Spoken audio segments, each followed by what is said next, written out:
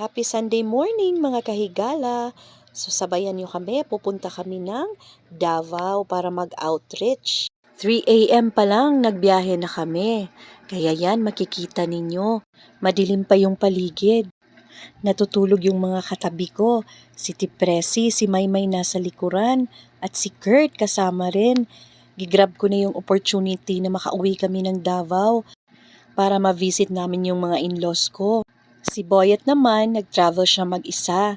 Nakamotor lang siya. Buti na lang hindi umandar yung motion sickness ko. Ayan, nag-enjoy kami sa biyahe.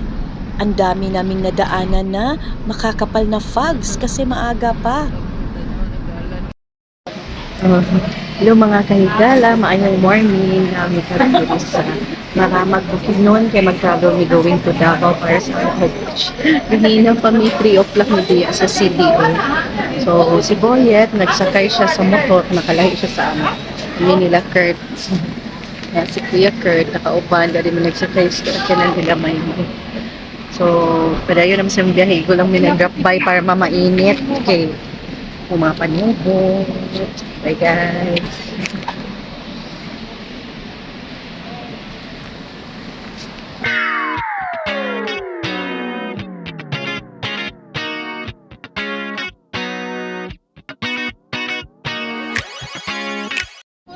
Malubog.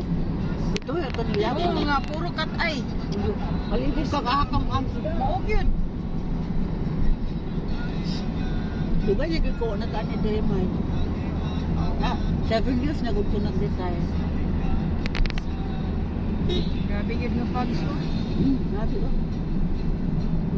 Halos zero visibility. Kaya kung kuan ni, kung gabiin ni, wala hindi ka makita ni. Zero visibility. Yaha. Ay mo na dyan ko ni Mayong. Sakto magaling sa kanya yun. Kasi tipain mo na tayo sa kilid. Ito nga. Sabi ko rin. Tatong yung GPS na ito. Isang bukan sa siri. Puro mga GPS. Diyan.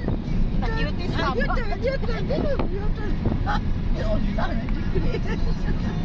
Ay, magulo ba?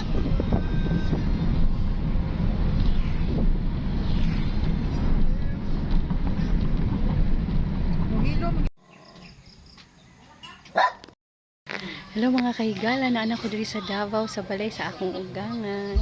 Kasi Tipresi nag-relax ang mga kauban kay gipang kapoy si Kuya Kurt nagluto kay nautlan og gasol o diya sa siya. Nadayon si B nagsugba. Ha? Ha? Wala.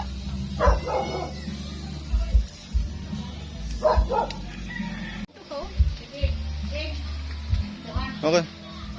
So nagluto po dayon ko diri og ampalaya with egg kay para mga nami kinagdali nami para sa among outreach. So makita ninyo diri kung asa mi. Una. Agoy. Agoy. Ay, okay kayo.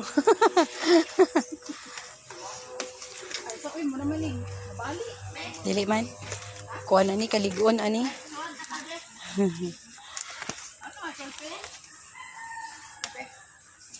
So after 2 hours natapos din ang outreach namin kaya umuwi na kami.